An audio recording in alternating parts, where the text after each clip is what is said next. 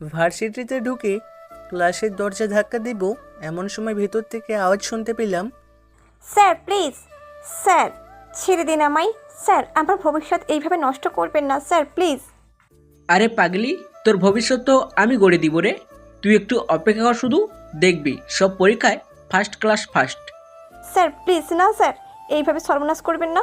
আরে চুপ, বেশি করলে পরের পরীক্ষাতেও ফেল করায় দিব কিন্তু। আমি আর সহ্য করতে পারলাম না, দরজার ধাক্কা দিয়ে দিলাম। ধাক্কা দিতেই স্যার নিজের প্যান্ট পরে নিল আর মেয়েটা দৌড়। এই তুই কে বে? সাহস কিভাবে হলো এখানে আসার? আরে স্যার, ক্লাস এইটা আমার। ক্লাস শুরু আর 3 ঘন্টা পর। ও মা গো, স্যার আমার ঘড়ি নষ্ট, আমি জানতামই না। যা ভাগ খারামি। আমি চুপচাপ চলে আসলাম। ঘড়িতে সময় 10টা। ভার্সিটির মোস্ট সিনিয়ররা এসে হাজির। গেটের সামনে দাঁড়িয়ে সিগারেট খাচ্ছে আয়ান। প্রায় সব সিনিয়রদের চোখে জিনিসটা পড়েছে, কিন্তু আয়ান কিছুই মানতেছে না। অনেকক্ষণ ধরে শিমুল জিনিসটা লক্ষ্য করতেছে। সে আয়ানের সামনে গিয়ে দাঁড়ায়। কিরে, সিনিয়রদের সম্মান দিতে হয় তুই জানিস না? কে সিনিয়র? ভাই কোন ইয়ারে তুই? আগে তো দেখি নাই। আরে ভাই, সিগারেট আমি খাইতেছি আর জ্বলতেছে তোর, মানে বুঝলাম না। তোর কি আদব কায়দা নাই? নাম আয়ান, সাবজেক্ট ম্যাথামেটিক্স, 4th ইয়ার। এতদিন ক্লাস করি নাই, জাস্ট এক্সাম দিয়েছি অনলাইনে। আর কোনো ডিটেলস? আয়ানের কথা শুনে শিমুল কিন্তু তুই অনলাইনে কিভাবে এক্সাম দিলি? ভার্সিটি আমার বাপের, তাই। কি? হ্যাঁ। তুই ওই আব্বাসের ছেলে? আয়াত মুস্তারিহি আয়ান। আরে ভাই কি বলবো তোকে, তোকে দেখার কত চেষ্টা করছি, কি ভাগ্য আমাদের। আমার তো ভাবছি তুই কোন পোল্ট্রি মুরগি, তাই বাসা থেকে বের হোস না। তাচ্ছিল্য হাসি দিয়ে সেখান থেকে উঠে যায় আয়ান। সামনে অনেকেই পড়ে। জানাজানি হয়ে যায় আব্বাস স্যারের ছেলে ভার্সিটিতে এসেছে। কালো চুল, চোখে চশমা, হাতে ঘড়ি, কালো শার্ট, সেরা জিন্সে মনে হচ্ছে ছবি করার জন্য নায়ক চলে এসেছে। কিছু সংখ্যায় লোক জানলেও জানে না তা। আয়ান ভিতরে থেকে যেতে কিছু ছেলেটাকে ডাক দেয়, সম্ভবত 3য় বর্ষের। এইদিকে আয় তো। জি বলেন। ওই যে মেয়েটা দেখছিস, তাকে গিয়ে কিস করবি। কি? হ্যাঁ। আয়ান সামনের দিকে তাকিয়ে দেখে একটা মেয়ে হেঁটে যাচ্ছে। কেন যেন আয়ানের মেয়েটার সাথে কথা বলতে ইচ্ছে হলো, বিশেষ করে তার পাতলা ঠোঁটের গঠন দেখে। আয়ান কিছু না বলে মেয়েটার কাছে যায়। আমি আয়ান। তো এইদিকে আসো, একটু কাজ আছে। কি কাজ? আসতে বলছি, আসো। আয়নের সাথে মেয়েটি যায়। এই তোকে না কিস করতে বলছি, তুই ওকে ওখানে নিয়ে এলি কেন? আয়ান পকেট থেকে সিগারেটটা বের করে মুখে দেয়। এই তোর সাহস তো কম না। জুতা খুলো। মেয়েটিকে বলে আয়ান। কি জুতা খুলতে বলছি, জুতা খুলো। মানে কি? খুলতে বলছি না তোকে? মারো ওদের, ইচ্ছা মতো পিটাও। মানে যা বলছি করো। এই তোর সাহস তো কম না, আমাকে জুতা দিয়ে মারতে বলিস? দেখছিস আমরা কয়জন আছি, আমরা ধরলে পারবি তুই? আয়ান হেসে দেয়। যারা গ্যাং নিয়ে চলে তাদের গ্যাংস্টার বলে, কিন্তু যারা, আমি মনস্টার। বলেই ধূপধাপ ঘষে শুরু করে দেয়। তার মার দেখে পুরো কলেজ সেখানে এসে জড়ো হয়। অনেক মারার পরে কয়েকজন স্যার এসে তাকে আটকায়। শালা, র্যাগিং করার লোক আর জিনিস পাস না? মেয়েদের সম্মান নিয়ে খেলবি তো খেয়ে ফেলবো একেবারে। আয়নের বাবা এইগুলো শুনে তাকে অফিসে ডাকে। আয়ন সামনে গিয়ে দাঁড়ায়। আয়নের বাবা কিছু বলতে যাবে, এমন সময় খবর আসে কলেজের বিল্ডিংয়ের উপরে একটা স্যারের লাশ পাওয়া গেছে। আব্বাস আর আয়ান সেখানে যায়। সেখানে গিয়ে দেখে সেখানে পতাকা টানানো থাকে, যেখানে লাশ ঝুলছে স্যারের, তা উলঙ্গ অবস্থায়, আবার লিঙ্গ নেই। এমন দৃশ্য দেখে সবাই অবাক। পুলিশে খবর দেয়। পুলিশ এসেও বুঝতে পারে না এমন নির্মমভাবে কে মারল স্যারকে।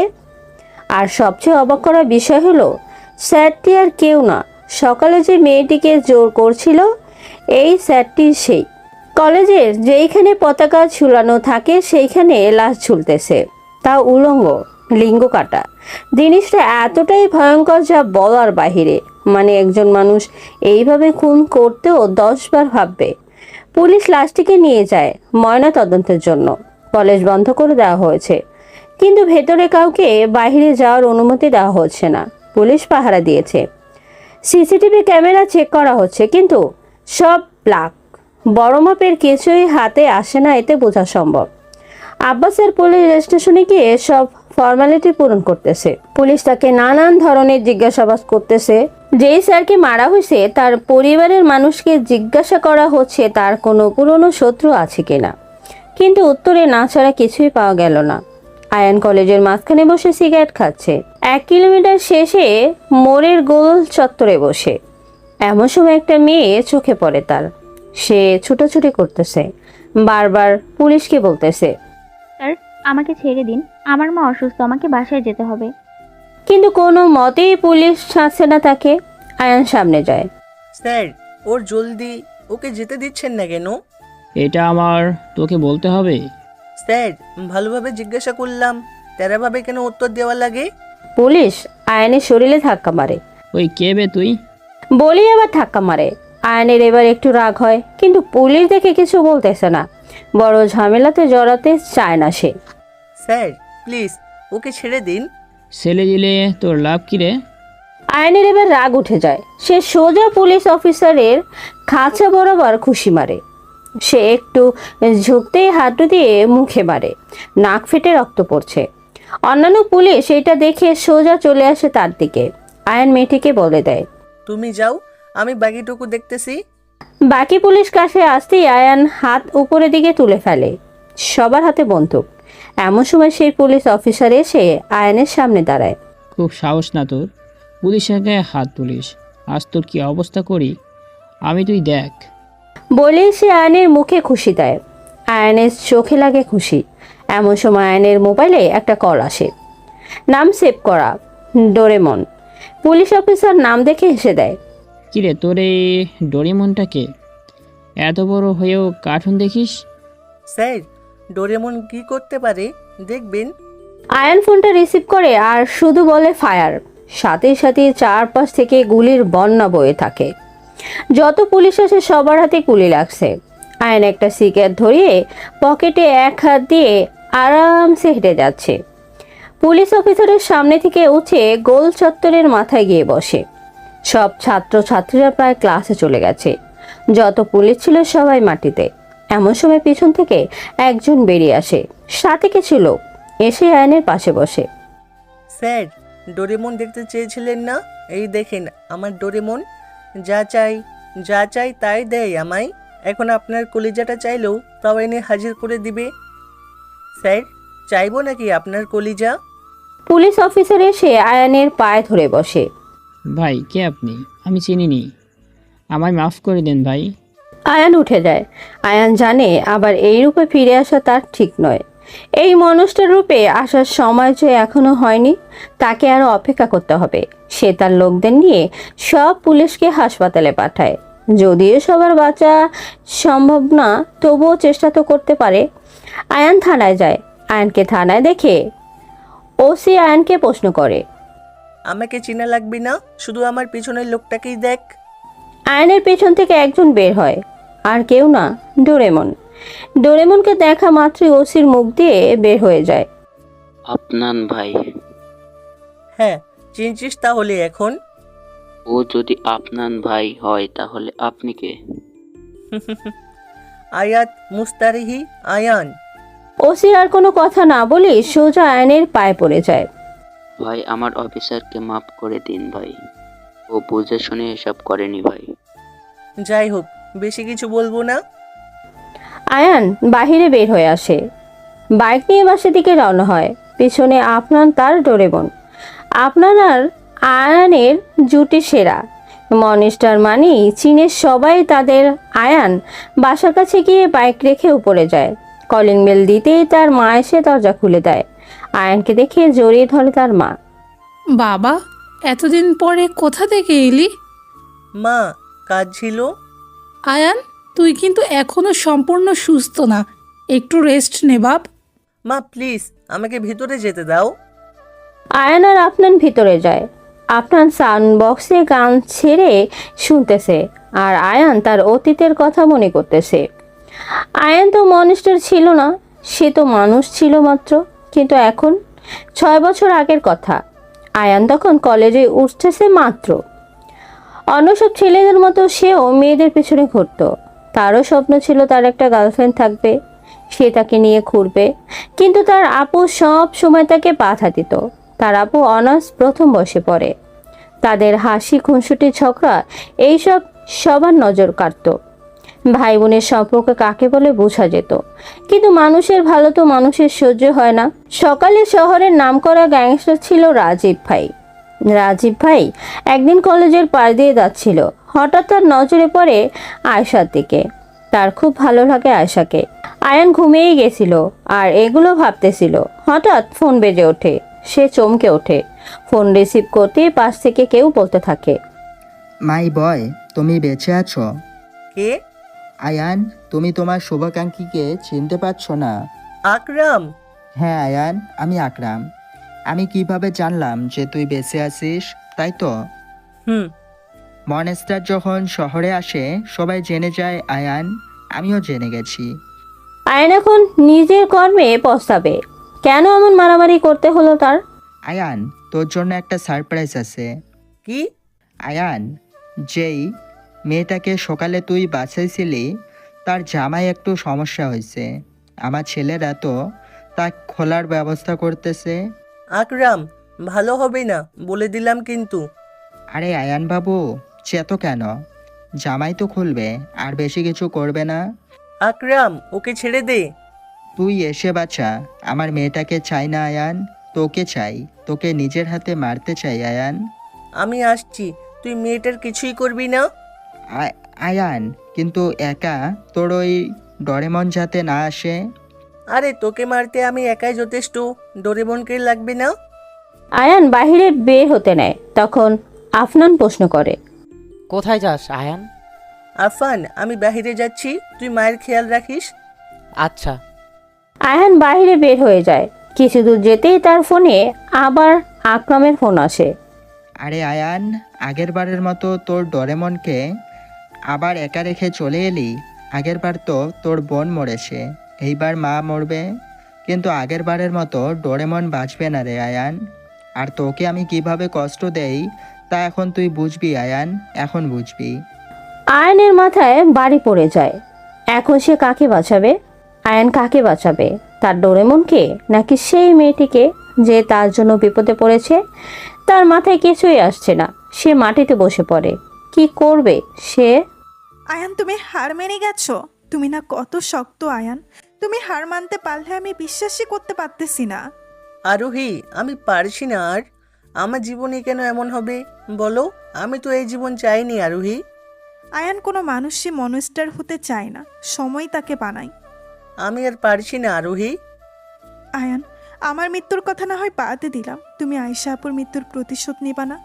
আমাদের আনহাকে খুঁজবা না? আরোহী, আমি জানি না আনহা কোথায়। জানো না বলে কি তাকে খুঁজবা না? আর আমি পারছি না, কিছুই পারছি না। আয়ান, নবিতা যতই বোকা হোক, সে নিজের ডোরেমনকে বাঁচানোর জন্য কিন্তু সব করেছিল। আজ তোমার ডোরেমনকে তারা আবার বিপদে ফেলেছে, তুমি কি কিছু করবা না? আয়ান এবার একটু সিরিয়াস হয়। তার মাথায় কি যেন আসে।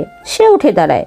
সে আকরামের দেওয়া ঠিকানায় যেতে থাকে, যেখানে সে ওই মেয়েটিকে আটকে রাখে। আরোহী, আর যাই বলো, আমি জীবিত থেকে যে সাহস আনতে পারি নাই, তুমি ছায়া হয়েও তার থেকে বেশি বুদ্ধি নিয়ে চলো। যদি বেঁচে থাকতে তুমি। আয়ান, ভাগ্য না থাকলে কিছুই হয় না। এখন আর না ভেবে মেয়েটিকে বাঁচাও আয়ান, যাও। আয়ান বাইকে করে সেখানে যায়। তার কথা হলো ডোরেমন তো অনেক কিছুই অনারে সে নিজেকে রক্ষা পারবে। একবার ব্যর্থ হয়েছে তাই বলে বারবার হবে না। আয়ান আকরামের আস্তানায় যায়, কিন্তু আকরাম ভাবতেই পারেনি সে আয়ান আকরামের আস্তানায় আসবে নিজের ডোরেমনের কাছে না গিয়ে। আয়ানের এখানে এসে সুবিধাই হয়েছে, বেশি লোক নেই। আকরামও কিছু লোক। আরে আকরাম যে, মাত্র 5 জন নিয়ে আমার জন্য অপেক্ষা করছিলে। আয়ান, চিনতে ভুল হয়ে গেল। না মানে তুই এখানে তোর ডরেমনের কাছে যাসনি? আরে ভাই, তুই আবার ভুল করছিস। ও তো ডোরেমন, ও নিজের রক্ষা নিজে করতে পারবে। কিন্তু এখন তুই কিভাবে বাঁচবি এটা বল। আয়ান, তোকে মারতে আমার বেশিক্ষণ লাগবে না। আরে ভাই, আমার নাম মনস্টার কি এমনি এমনি হয়েছে? 100 জনকে একসাথে মারার ক্ষমতা আছে আমার। একসাথে ট্রেনিং নিছি আমরা। তুই কি জানিস না আমার ক্ষমতা?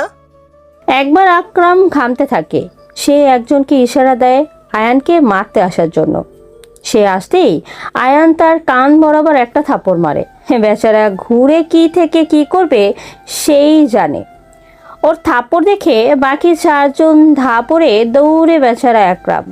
আয়ান আকরামের কাছে যাচ্ছে। বল আমার মেয়ে কোথায়? বল আকরাম, আমি বলছি, বল। তোর মেয়ে। এইটুকু বলার সাথে সাথে পিছন থেকে একটা গুলি এসে লাগে আকরামের গায়ে। আয়ান পিছনে তাকিয়ে দেখে একজন দৌড় দেয়। আয়ানও তার পিছু নেয়, কিন্তু গিয়ে তাকে ধরতে পারে না। সে আবার ফিরে আসে, আকরামের কলার ধরে টানতে থাকে আর বলতে থাকে, বল আমার মেয়ে কোথায়?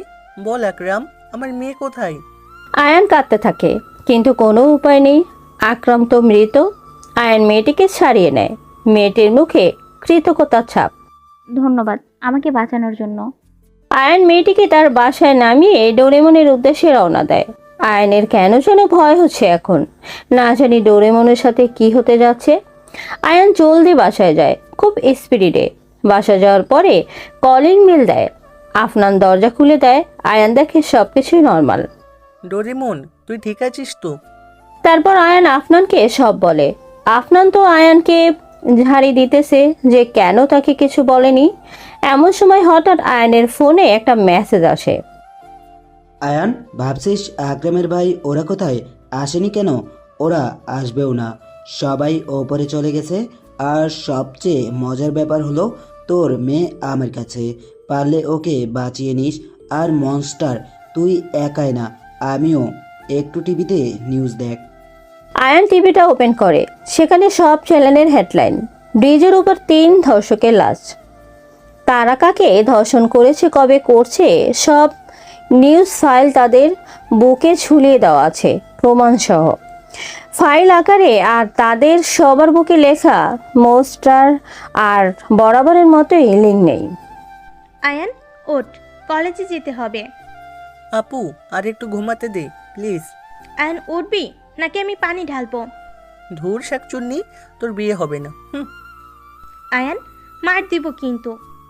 ধুর, কত সুন্দর স্বপ্ন দেখতেছিলাম। ওঠ, তোকে খাবার দিয়ে আমাকে বের হতে হবে। তুই খাবারটা রাখ না টেবিলে, আমি খেয়ে নেব নি। আহা বাপুর শখ দেখিছ, আমি রেখে চলে যাই আর উনি আমি যাওয়ার পরেই ঘুমাক। তোকে আমি হাড়ে হাড়ে চিনি। আয়ান ওঠ বলতেছি। উফ, উঠতেছি। আয়ান উঠে ফ্রেশ হয়ে খাবার খেয়ে কলেজের জন্য বের হয়। আপু ভার্সিটিতে যায় আর আয়ান কলেজে প্রবেশ করতে আয়ান থেমে যায়। সে কিছু একটা ওভারটেক করে আসলো মাত্র কি সেটা, সে পিছনে ফিরে তাকায়। এবার সে বুঝতে পারে তার দেখা জিনিসটা সত্যি। সে একটা মেয়েকে ওভারটেক করেছে। এর স্টিকার হয়েছে, মানে সে ক্রাশ খাইছে। মামা সে কিছুক্ষণ দাঁড়িয়ে থাকে সেখানে, বুঝতে পারে না কি করবে। এত সুন্দর মেয়ে, সে কল্পনা করতে পারেনি মেয়েটা তার সামনে এসে বলা শুরু করলো, ওই মিয়া, জীবনে মেয়ে দেখেন নাই? মা কসম, আপনার মতো মেয়ে দেখি নাই। কি মানে এত সুন্দর মেয়েও হয়? হ্যাঁ হয়, দেখে নিছেন? না, তো সারা জীবন দেখতে চাই। ওই মিয়া, রাস্তা ছাড়েন, হাওয়া আসতে দেন। আয়ান রাস্তা ছেড়ে দেয় আর মনে মনে ভাবতে থাকে এই মেয়েকে তার লাগবেই। আয়ান বাসায় চলে যায়। পরের দিন সকালে আয়ানের যখন ঘুম ভাঙে দেখে ঘড়িতে 9:45। আপু তাকে ডাক দেয়নি। সে ভাবতেও পারে না। আম্মুকে জিজ্ঞেস করলে আম্মু বলে আপু নাকি 7টার আগেই ভার্সিটিতে গেছে। কিন্তু এত সকালে তো আপু ভার্সিটিতে যাওয়ার কথা না। তাহলে এত সকালে আপু ভার্সিটিতে কেন যাবে? আপনাদের ধাক্কায় আয়ান বাস্তবে ফিরে। আয়ান চল বাইরে যাব। আরোহীকে খুব মিস করতেছি রে আফান। আয়ান বাদ দে, চল। তুই আরোহীর কথা শুনলি এতটা চমকে কেন যাস বলতো? আর রেডিয়ে কেন যাস? আয়ান তুই ভালো করেই জানিস আমার সামনেই সব হয়েছে, আর আমি কিচ্ছু করতে পারি নাই। 2টা মৃত্যু হয়েছে আমার সামনে, আর আমি অপারগের মতো দেখেছি। সেখানে ছিলাম কিন্তু কিচ্ছু করতে পারি নাই। আফান, তোর সেখানে কোনো দোষ ছিল না। আয়ান আমি কখনোই নিজেকে মাফ করতে পারবো না রে। আমার মেয়েটাকে খুঁজতে হবে রে। সে তো এখনো অনেক ছোট, না জানি কেমন অত্যাচার করতেছে তার উপর ওরা। আয়ান চল বাইরে যাব, এসব নিতে পারতেছি না আমি। আয়ান আর আফনান বাইরে যায়। আফনান গাড়ি চালাচ্ছে আর আয়ান আবার পুরনো স্মৃতিতে ডুব দিয়েছে। সেদিন কলেজে যায় আয়ান। কলেজে যাওয়ার কারণ হলো আরোহী কলেজের গেটে বসে আছে সে। একটু পরে সে দেখলো সে আরোহী আসছে। পরনে লাল জামা, বাঁ হাতে ঘড়ি, ডান হাতে চুড়ি, অন্যটা একটু অন্যরকম করে দেওয়া। মানে কি বলবো, আয়ান তার দিকে এক দৃষ্টিতেই তাকিয়ে আছে। সে সামনে এলো। এই যে মিস্টার, আপনি আবার আমার দিকে তাকিয়ে আছেন? না মানে বেশি করলে কিন্তু কি করবেন? হুম হুম। একবারে মারবো, ব্রেনে পড়বি ড্রেনে। কিন্তু ব্রেনে মারলে ড্রেনে কিভাবে পড়বো? আরে পড়বি পড়বি, কিভাবে? পরে কখনো দেখাবনি মিস্টার। আমি জানি কিভাবে। কিভাবে? ভালোবেসে তো ব্রেনকে ড্রেনে না, চাঁদও পাঠানো সম্ভব। ওই মিয়া, কি বুঝাইতে চান? বোঝাইতে না, ভালোবাসতে চাই। বলেই আয়ান দৌড় ক্লাস করছে, কিন্তু মন যেন তার আরোহীর কাছেই আছে। কি অপরূপ মায়া আছে মেয়েটার চেহারায়। কথা যখন বলে কি সুন্দরী না লাগে। এমন মেয়ে কোথায় পাবে সে? তাকে লাগবেই আয়ানের। আয়ান বাসায় আসে সন্ধ্যার দিকে, কিন্তু বাসায় এসে শুনে তার আপু এখনও বাসায় আসেনি। তার কেমন যেন সন্দেহ হতে থাকে। কেন আসবে না আপু বাসায়? আপু তো অনেক আগেই চলে আসে বাসায়। আয়ান, কিছু লোক সামনে। আয়ান বাস্তবে ফিরে। কারা এরা? জানি না, কিন্তু রাস্তার সামনে এসে দাঁড়িয়েছে। আয়ান গাড়ি থেকে বের হয়। কারা রে তোরা? ভাই তোর কলিজা চাইছে আয়ান। আমার কলিজা? হ্যাঁ রে আয়ান। আচ্ছা আয়, এসে নিয়ে যা। একজন কাছে আসে। আয়ান শুধু তার 2 আঙ্গুল সামনে এগিয়ে দেয়। তার চোখে গুঁতা মারে। সে মাটিতে পড়ে কাতরাতে থাকে। এখন একেবারে সবাই আসছে আয়ানের কাছে। আয়ান একের পর একজনকে মেরেই যাচ্ছে। কেউ আয়ানের সাথে পেরে উঠছে না। আসলে আয়ান তো জানে এসব, কাকে কিভাবে মারতে হবে। তাই তো সে মনস্টার। একাই 100 জনকে মারার ক্ষমতা আছে তার। আয়ান প্রায় সবাইকে মেরে ফেলেছে। এমন সময় তার পেছনে চাকু ঢোকে। সে আহ করে ওঠে। পেছনে যে চাকু মারছে তার হাত ধরে ফেলে। মারতে যাবে, কিন্তু পেছনে ঘুরে দেখে সে আর কেউ না, আফনান, তার ডোরেমন। না চাইতেও সে হেসে দেয়। অবাক হাসি। সে চিন্তিত হয়ে যায়, এ কি হলো? আর তার চেয়েও বড় কথা তার মাথায় আসতে থাকে। মা তো টেনশন করবে আমাকে বাসায় না যেতে দেখে, যেমনটা সেদিন আমি করছিলাম। আমি আপুকে সন্ধ্যা অবধি বাসায় না ফিরতে দেখে ভার্সিটিতে যাই। সেখানে গিয়ে শুনতে পাই আজ নাকি কাল লাশ পাওয়া গেছে, যেটা শুনে আমার পায়ের নিচের মাটি সরে গিয়েছিল। ওই লাশটা আবার আপুর না তো। হঠাৎ শুনতে পাই একজনের লাশ নাকি পাওয়া গেছে। আমি পাগলের মতো আমি সেই লাশের কাছে যাই। লাশ মর্গে নেওয়া হয়েছিল। তারপর জানতে পারি লাশটি আসলে একজন ছেলের। আমি বাসায় ফোন দিই, আম্মু জানাই আপু বাসায় ফিরছে। আমার কী যে শান্তি লাগে বলার বাহিরে। আমি বাসায় যাই, কলিং বেল দিতে আম্মু দরজা খুলে দেয়। আমি ভেতরে প্রবেশ করি, কোনো কথা না বলে আপুর হাত টেনে ভেতরে নিয়ে যাই, দরজা আটকে দিই। কই ছিলি তুই সারাদিন? আয়ান, আমার ক্লাস ছিল সকালে। ভার্সিটিতে সকাল 7টায়? আমাকে বোকা পেয়েছিস আপু? আয়ান, সত্যিটা বলবি নাকি আমি মাকেও এর মাঝে ইনভলভ করব? কোনটা? আয়ান, সত্যিটা বলবি কি না? বলতেছি। হ্যাঁ বল। আমার এই সেমিস্টারের রেজাল্ট খুবই খারাপ আসছে। খারাপ বলতে স্যার ইচ্ছে করে ফেল করাই দিছে হয়তোবা। কাল রেজাল্ট পেয়ে মাথায় হাত পড়ে যায় আমার। আমার তো এত খারাপ করার কথা না। আমি স্যারের কাছে যাই। স্যার আসতে পারি? হ্যাঁ এসো। স্যার, আমি তো এত খারাপ পরীক্ষা দেয়নি যে আমি ফেল করব। আরে মা, ফেল আমি তোমাকে করাইছি। কি? কেন স্যার? তোমার নেক্সট যত এক্সাম আসছে সবগুলোতে তোমার ফেল আসবে। কেন স্যার? কোনো নেই ইচ্ছে আমার যা খুশি আমি করতে পারি। এটা কেন করেছেন স্যার? সোজাসুজি পয়েন্টে আসি। স্যার, আসলে আমি ফেল করিয়ে দিলেও তোমার কিছুই করার নেই, আর তোমার ভবিষ্যৎ শেষ। আসলে তোমার শরীরটা আমার খুব পছন্দ হয়েছে, আমার লাগবে। যদি পাস হতে চাও তাহলে আমাকে তোমার শরীর দিতে হবে। বিশ্বাস করো, শুধু পাস না, ফার্স্ট ক্লাস ফার্স্ট পাইয়ে দিব। এইসব ভাবছি এমন সময় ডোরেমন আবার আমার পিঠে চাকু ঢুকিয়ে দিল বের করে।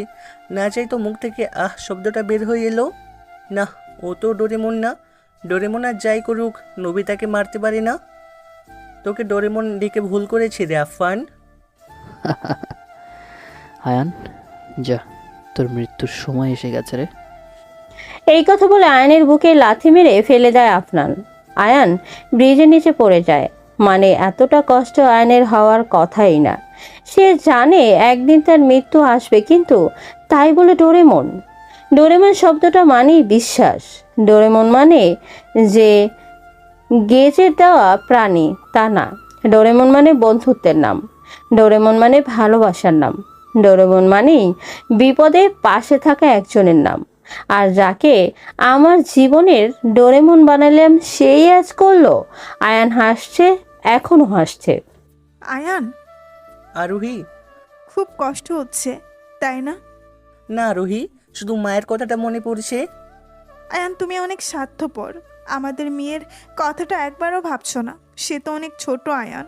তোমার মা তোমার চিন্তা করতে পারে, আর আমি আমার মেয়ের চিন্তা করব না? আমার মেয়েকে না বাঁচিয়ে তুমি মরতে পারো না আয়ান, মরতে পারো না। কি আরোহী, নিজে তো মরে শান্তিতে আছো, অথচ আমাকে মরতে দিবে না? আয়ান, আনহাকে বাঁচাও প্লিজ। আয়ান একটু শুয়ে থাকে। তার শরীর যেন চলছেই না, রক্ত পড়ছে। উপর থেকে ডোরেমন একবার দেখে চলে গেল। তার এত কিছু যে তারা। আয়ান আস্তে আস্তে ওঠার চেষ্টা করতেছে, কিন্তু কেন যেন কষ্ট হচ্ছে, অনেক কষ্ট হচ্ছে তার। কিন্তু তার কেন জানি সেই কান্নাটা মনে পড়ে যাচ্ছে আজ। আহানার কান্না। সে লাফ দিয়ে উঠে দাঁড়িয়ে যায়, শার্টটা খুলে নেয়, ক্ষতস্থান বেঁধে নেয়। উপরে উঠতে পারছে না, খুব কষ্ট হচ্ছে তার। তবুও অনেক কষ্টে সে উপরের দিকে উঠে রাস্তায় দাঁড়ায়। অনেক গাড়ি আসছে, কিন্তু কোনো গাড়ি তাকে নিতে চাচ্ছে না। সে এবার রাস্তার মাঝে এসে দাঁড়ায়। হঠাৎ একটা গাড়ি এসে আয়ানকে মেরে দেয়। আয়ান রাস্তার সাইডে গিয়ে পড়ে। গাড়ি থেকে মধ্যবয়সী এক রমণী বের হয়ে আসে। আয়ান চোখে কিছুই দেখছে না, শুধু হেল্প হেল্প করে চেঁচিয়ে যাচ্ছে। মেয়েটি তাকে গাড়িতে তুলে নেয়। তারা যাচ্ছে। মেয়েটির মনে ধারণা যে তার জন্যই এত রক্ত বের হচ্ছে আয়নের শরীর থেকে। সে দ্রুত হাসপাতালে নিয়ে গিয়ে ভর্তি করে তাকে।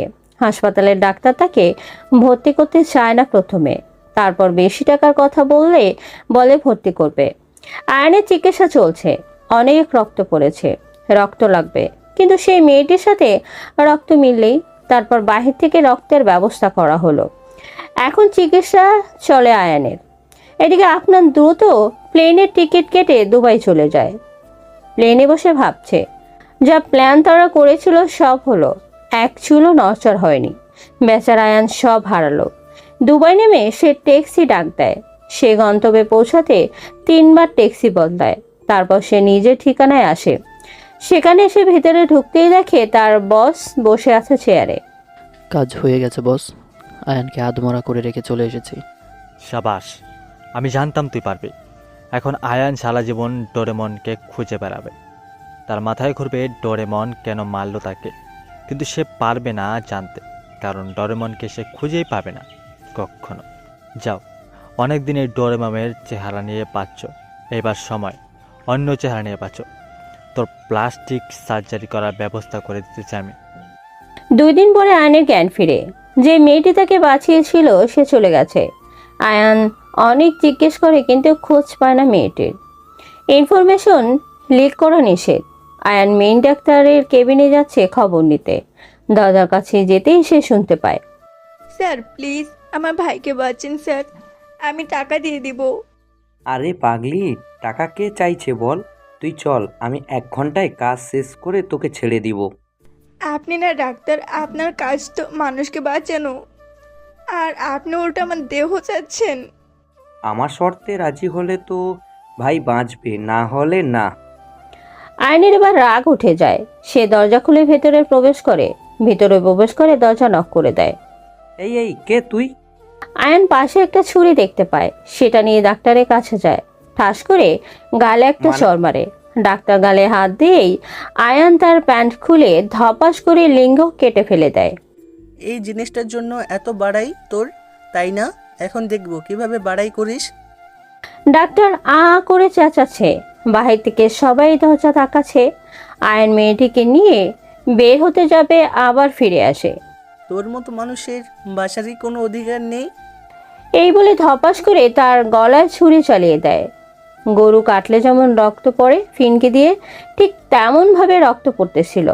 কিন্তু আয়নের কোনো ভ্রুক্ষেপ নেই। সে মেয়েটিকে নিয়ে বাইরে এলো।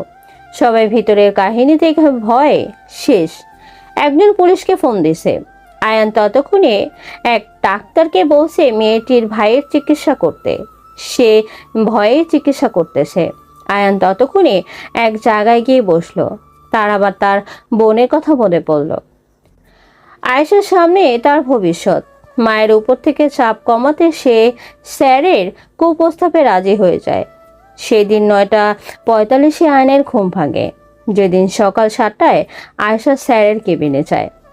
এই তো ভালো মেয়ে, কাছে চলে আসো আমার। স্যার, আমার এইভাবে সর্বনাশ করবেন না প্লিজ। আরে সর্বনাশ কিসের, মজা নিব মজা। Sir please. আরে চুপ, আর কাছে আয়। স্যার আয়েশার কাছে যেতে থাকে। তাকে নিয়ে টেবিলের উপর বসায়। বুকের উপর থেকে ওড়নাটা টান দিয়ে সরিয়ে ফেলে। আয়েশার চোখ দিয়ে পানি পড়তেছিল তখন। শুধু মনে হচ্ছিল, আল্লাহ, আজ মেয়ে হয়েছি বলে এত বড় শাস্তি দিলে এমন এক কুকুরকে দিয়ে আমায়। আয়েশার জন্য তখন মরে যেতে ইচ্ছে করছিল। আর স্যার আয়েশার শরীর থেকে মজা নিতে ব্যাকুল হয়ে উঠছিল। স্যার আয়েশার শরীরটা দেখার জন্য ব্যাকুল হয়ে যায়। তার জামা খুলবে, জামায় হাত দিয়ে উপরের দিকে তুলতেছে। এমন সময় দরজায় নক হয়। May I come in sir? Sir একটু থতমত খেয়ে যায়। এই কে কে? চেহারাটা একটু ভালো করে দেখেন, চিনে যাবেন। আরে রাজিন ভাই, আপনি? স্যার নিজের ড্রেস ঠিক করে নেয়। আয়েশা ওড়না ঠিক করে গায়ে দিয়ে ফেলে। রাজিন ভাই, আপনি এই সময় এখানে? এইদিকে আয়। ভাই, এইদিকে আসতে বলছি, এইদিকে আয়। স্যার সামনের দিকে যায়। তুই কার গায়ে হাত দিছিস জানিস? স্যার ঠোক গিলে জবাব দেয়, ভাই জানি না। আমার কলিজাও। স্যার এবার রাজিন ভাইয়ের পায়ে পড়ে যায়। ভাই বিশ্বাস করেন, আমি জানতাম না যে ও আপনার কেউ লাগে। রাজিন ভাই পকেট থেকে গুলি বের করে স্যারকে দাঁড়া করায়। স্যার তো কেঁদেই শেষ। স্যারের মেইন পয়েন্টে বন্দুক ঠেকায়। নে বাবা, মাল খাওয়ার বদলে গুলি খা। স্যার লাশ হয়ে পড়ে থাকে সেখানে। রাজিন আয়েশার হাত ধরে তাকে নিয়ে বাইরের দিকে চলে আসে। আচ্ছা, তোমরা মেয়েরা এত বোকা কেন? আয়েশা কাঁদছে। বাবা, কাঁদছো কেন? আয়েশা কেঁদেই যাচ্ছে। আচ্ছা, কিছু হয়নি তো? আয়েশার কান্না বেরিয়ে চলেছে। এই, চুপ করতে বলেছি না? এবার আয়েশা চুপ হয়। আমি কি করতাম?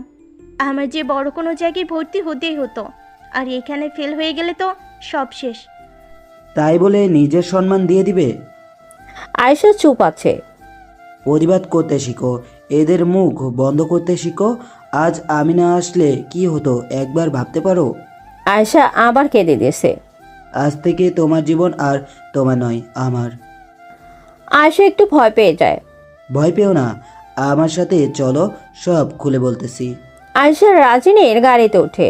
রাজিন আয়েশাকে গাড়ি দিয়ে নিয়ে যাচ্ছে। জানো আয়েশা, আমি রোজ তোমার এই দিকে দাঁড়িয়ে থাকি তোমাকে দেখার জন্য। জানি না কেন, কিন্তু খুব ভালোবেসে ফেলেছি তোমাকে। যদিও আমাদের জগতে কোনো মেয়েকে ভালোবাসা যায় না, তবুও। আচ্ছা, আপনি কে? আমি রাজিন, আন্ডারওয়ার্ল্ডের সাথে জড়িত ডন আহমেদ ভাইকে চিনো? হ্যাঁ, তাকে তো সবাই চিনি। আমি তার লোক, বাংলাদেশে থাকি। বাংলাদেশ কন্ট্রোল করার দায়িত্ব আমাকে দেওয়া হয়েছে। আয়েশা কাঁদতে থাকে। কি আমি? ভয় পেও না। আচ্ছা, কি চান আপনি? আমি তোমাকে চাই আয়েশা, দেবে কি আমায়? কিন্তু কথা দিচ্ছি, জীবন দিয়ে হলেও তোমার রক্ষা করব, আর সব সময় তোমার সাথে থাকব। আয়েশা দম নেয়। সারাদিন আমি রাজিনের সাথেই ছিলাম আয়ান। তো তুই একবার আমাকে ফোন করবি না? মনে ছিল না ভাই। কিন্তু তুই এত বড় ভুল সিদ্ধান্ত কি করে নিতেসলি? প্লিজ এগুলো নিয়ে কিছু বলিস না আয়ান। আমি রাজিন ভাইয়ের সাথে দেখা করতে চাই। কাল সে আসবে, তোকে নিয়ে কলেজে যাবে, কি জানি কথা আছে তোর সাথে। আচ্ছা। আয়ান বাস্তবে ফিরে। কল্পনা থেকে সে বাসায় যায়। কলিং বেল দিতেই তার মা দরজা খুলে দেয়। আয়ান বরাবরই লেটে আসে, কিছুদিন পর পর আসে, তাই কিছু বলেনি আয়ানের মা। আয়ান নিজের রুমে গিয়ে শুয়ে আছে। পরের দিন সকালে ভার্সিটিতে যায় সে। আয়ানকে দেখে শিমুল এগিয়ে আসে। ভাই কে আপনি? আমি আয়ান। মনেস্টার আয়ান? হ্যাঁ। আপনি তো মারা গিয়েছিলেন। না ভাই। ভাই কি হয়েছিল আপনার সাথে জানতে পারি? আয়ান তার সাথে শিমুলকে নেয়, তার পাশের চায়ের দোকানে বসে। এই আয়ান, সকাল হয়েছে তো। আপু আর একটু ঘুমাতে দে প্লিজ। রাজির নিচে তোর জন্য অপেক্ষা করতেছে যে। আয়ান লাফ দিয়ে উঠে যায়। ধুর, আগে বলবি না? আমি তো রাজিন ভাইয়ার সাথে দেখা করতে যেতে চাই। ওঠ এবার, ফ্রেশ হয়ে নিচে যা। আয়ান জলদি ফ্রেশ হয়ে খাবার খায় এবং তারপরে নিচে যায়। আয়ান যে, গাড়িতে ওঠো। জি ভাইয়া। আয়ান গাড়িতে ওঠে আর রাজিন গাড়ি ছেড়ে দেয়। আচ্ছা আয়ান, তুমি আন্ডারওয়ার্ল্ড সম্পর্কে ধারণা রাখো? হ্যাঁ রাখি। এগুলোর প্রতি ইন্টারেস্ট আছে? না তেমন নেই। আমাকে চেনো? না মানে মাঝে মধ্যে নামে শুনেছিলাম, আপনার গুলি চালানোর ভিডিও দেখেছিলাম। আয়ান, আমাদের সর্বপ্রথম কাজ কি বলতে পারো? কি? নিজের পরিবারের রক্ষা করা। আমরা ছেলে জাতি, আমরা যদি নিজের পরিবারকে রক্ষা করতে না পারি তাহলে তো আমরা কলঙ্ক, তাই না? আয়ান চুপ করে থাকে। আয়ান, আমি খারাপ পথে চলতেছি ঠিক, কিন্তু তুমি ভেবে দেখো, এই দুনিয়াতে মানুষ যাকে নরম পায় তাকেই পিছতে থাকে। এইটা ঠিক। তুমি জানো আয়ান, আমার নাম কি? মানে এই দুনিয়া আমাকে কি নামে দিছে? Killing machine. আমি এত মানুষ মারছি যা হিসাব ছাড়া। ভাইয়া, কিন্তু এটা কি ভালো ভাইয়া? আচ্ছা, কাল যদি তোমার আপু সর্বনাশ হতো, এটা কি ভালো হতো? না। তোমার কি রাগ হয়নি তোমার আপুর ব্যাপারে ওইটা শুনে? হ্যাঁ হইছে। তাকে মারতে ইচ্ছা হয়নি? হ্যাঁ হইছে। তাহলে? মানে ভাইয়া বুঝলাম না। আসলে আমি সেই সব মানুষকেই মারি। ও ভাইয়া, এতক্ষণে বুঝলাম। আমি তোমাকেও সব শেখাবো আয়ান। তোমারও ভবিষ্যতে পরিবার হবে, সংসার হবে, তাদের রক্ষা করতে হবে। আর তার জন্য আমি তোমাকে এমন কিছু শেখাবো যা দিয়ে তুমি একাই 100 জনকে মারতে পারবে। একাই 100 জনকে? হ্যাঁ আয়ান। কিন্তু কিভাবে? আয়ান, একজন মানুষের দুর্বলতা অনেক জায়গায়, যেমন ধরো তার চোখ, তার নাক, তার মেন পয়েন্ট, এরপর তার বুকের মাঝখানটা, কানের উপরের অংশ। এইসব জায়গায় আঘাত করলে অন্য জায়গার তুলনায় বেশি আঘাত পায় মানুষ। বেশি জোরে আঘাত করলে মারাও যেতে পারে। কিন্তু 100 জন একসাথে আসলে কিভাবে কি করব? তোমার সাহস রাখতে হবে যে তুমি তাদের সাথে পারবে। মনের সাহস সবচেয়ে বড় সাহস আয়ান। কিন্তু ভাইয়া, মনে হয় না আমি পারবো। আয়ান বাদ দাও। তুমি না ডোরেমন খুব পছন্দ করো আয়ান? হ্যাঁ ভালো লাগে দেখতে। ডোরেমন চরিত্রটা কেমন লাগে? ভাইয়া, আমি তার জন্যই দেখি। বাস্তবে ডোরেমন চাও? বাস্তবে ডোরেমন কেমন করে পাবো? চলো আমার সাথে। রাজিন আয়ানকে সাথে করে নিয়ে যায়। তার সাথে একটা জায়গায় গিয়ে তারা থেমে যায়। নাম আয়ান। আয়ান থেমে যায়। রাজিন হাঁটতে থাকে, আয়ানও তার পেছনে হাঁটতে থাকে। আফনান, এই আফনান। একটা মাঝ বয়সী ছেলে, বয়স বেশি হলে 20 হবে, দৌড়ে চলে আসে। জি বস বলুন। চল আমার সাথে। কোথায় বস? চল আমার সাথে। আচ্ছা বস। রাজিন আর আফনান এক জায়গায় গিয়ে বসে, সাথে আয়ানও আছে। আফনান শোন, আজ থেকে তোমাকে আমি আর কাজে রাখবো না। কেন বস, কি করলাম আমি? কিছু করনি। তাহলে? আজ থেকে তুই সব সময় আয়ানের সাথেই থাকবি। কিন্তু? কোনো কিন্তু নয়, তুই আজ থেকে আয়ানের ডোরেমন। মানে তুই ওর চাকর না, বন্ধু, সব থেকে বড় বন্ধু। এমন বন্ধু যে সব সময় পাশে থাকবে, জীবনও দিতে পারবে। আমি পারবো বস। বেশ। আয়ান তো বেশ খুশি। কি আয়ান, ডোরেমন পাইছো? জি ভাই। আজ থেকে ও সব সময় তোমার সাথে থাকবে। আচ্ছা ভাইয়া। আর আয়ান? জি ভাইয়া। আমার ব্যাপারেও একটু দেখো। মানে ভাইয়া? মানে হলো আমার আর আয়েশার বিয়ের ব্যাপারটা একটু দেখো। আচ্ছা ভাইয়া। আয়ানকে গাড়িতে তুলে দেয় রাজিন, সাথে আফনানও আছে। যাওয়ার আগে বলে দেয়, আয়ান, কাল থেকে তোমার ট্রেনিং শুরু। আফনানকে নিয়ে চলে আসবে এইখানে, ওকে? আচ্ছা ভাইয়া। আয়ান কলেজের উদ্দেশ্যে বের হয়, সাথে আফনান। আচ্ছা ডোরেমন। হ্যাঁ আয়ান। আমরা তুই করে বলি একে অপরকে, যদিও আমি ছোট তবু। সমস্যা নেই। আচ্ছা তাহলে তুই বসে থাক এখানে, আমি ক্লাসে যাই। আচ্ছা। আয়ান ক্লাসে গিয়ে বসে বসে শুধু ভাবছে কাল থেকে তার ট্রেনিং শুরু। ক্লাস শেষে হঠাৎ আরোহী তার সামনে এসে দাঁড়ায়। এই, এই তুমি আজ তাকাচ্ছ না কেন আমার দিকে? আয়ন একটু অবাক হয়ে যায়, কিন্তু তবু একটু ভাব নিয়ে বলে, কেউ যদি পছন্দ না করে তার দিকে তাকানো, তাহলে কিভাবে তাকাই? এই এই একদম ভাব নিবে না। আমি কি বলছি আমি পছন্দ করি না? না, পছন্দ করলেও দাম তো ঠিকই দেখাও। আয়ান ভালো হবে না কিন্তু। কেন ভালো হবে না? উফ আয়ান, আজ এমন কেন করতেছো? কেউ যদি পছন্দ না করে তার দিকে তাকানো, তাহলে কিভাবে তাকায়? আয়ন এই বলে উঠে বাইরে চলে আসে। রাতে খেয়ে সবাই শুয়ে পড়েছে। আয়েশা আসে রুমে, আফনান আর আয়ান এক রুমে। হঠাৎ বাইরে থেকে কিছু লাইট তাদের উপর পড়ল। কে একজন আয়েশার রুমের জানালা দিয়ে ভেতরে প্রবেশ করলো। না, একজন না, বেশ কিছু লোক। তাদের মাঝে একজন হঠাৎ ফোন করলো। রাজিন ভাইয়া, চিনেছেন আমায়? আকরাম, তুই? হ্যাঁ ভাই, আমি। ফোন কেন করেছিস এটা বল। এতদিন কিলিং মেশিন ছিলেন, কারণ হলো আশেপাশে কেউ ছিল না, যার জন্য আপনি নির্ভয়ে সবাইকে মারতে পারতেন। কিন্তু এবার এই মেয়েকে নিয়ে যাব তুলে আমাদের সাথে, আপনি আর কিছু করতে পারবেন না। আকরাম, ভালো হবে না বলে দিলাম। আহা, রাজিন ভাই বেকুল হইয়েন না। এখন দেখব কি করে বাঁচান নিজের প্রেমিকাকে। রাজিন ভাই নিজের হবু বউকে বাঁচাবেন না। আকরাম, ভালো হবে না বলে দিলাম। কি ভালো হবে না বে? পারলে বাছা তোর বউকে। আকরাম! আকরাম ফোন রেখে দেয়। আকরামের লোকের আয়েশার কাছে যাচ্ছে। এমন সময় পেছন দিয়ে একটু আওয়াজ হয়। ভাইয়ারা একটু থামেন। আকরাম ও তার লোকেরা পেছনে তাকায়। আফনান, তুই এখানে? আপনার নাই রে, আর ডোরিমন হইয়া গেছি রে। মানে? আরে ভাই, ডোরিমন রে চিনিস না? ওই যে নীল বিড়াল। না, চিনি না। আজকে মার খেয়ে বাসায় গিয়ে ইউটিউবে ডোরিমন লিখে সার্চ দিস, পেয়ে যাবি। মার আমরা খাবো? আফনান কি করতে পারে তুই জানিস না আকরাম? আমরা এখানে কতজন দেখছিস? আরে আকরাম, আয়, মার খাওয়ার ইচ্ছা যখন এতই হয়েছে তো আয়, কাছে আয়। আকরামের এক লোক আগে যেতে চাইলো। আকরাম নিজেই তার হাত ধরে থামালো তাকে। তোরে আমি বলছি যাইতে। কিন্তু বস। যা নিচে যা। ওকে বস। আজ চলে যাচ্ছি আফনান, কিন্তু যেই দিন খপড়ে পড়বি সেই দিন বুঝবি। দেখা যাবে আকরাম। আয়ান বাইরে ছিল। আকরামরা যাওয়ার পরে সে ভিতরে এলো। আয়ান, তুই এত ভয় পাস? আরে নবীতে একটু ভীতুই থাকে। তাই বলে এতটা? হ্যাঁ, এতটাই। আচ্ছা, ওরা তোকে দেখি এত ভয় কেন পাই? আকরামের এক দাঁত ভাঙা, একটু দেখিস। ও, এই ব্যাপার। হুম। কিন্তু তুই এত পারদর্শী কিভাবে? হইতে হয় রে ভাই, হইতে হয়। কিন্তু কিভাবে? রাজিন ভাই বানাইছে।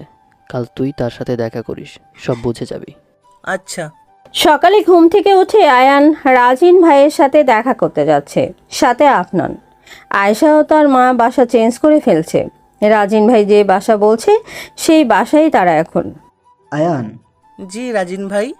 আয়ান, তোকে কিছু বলার আছে। তার আগে আমায় বলতে দিন, কাল রাতে কে ছিল ওরা? আর যদি ডোরেমন না থাকতো তাহলে তো। তাই তো দিছি তোকে ডোরেমন।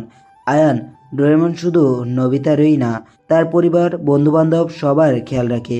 কিন্তু তোমার নবিতা হয়ে থাকলে চলবে না। তাহলে কি করতে হবে ভাই?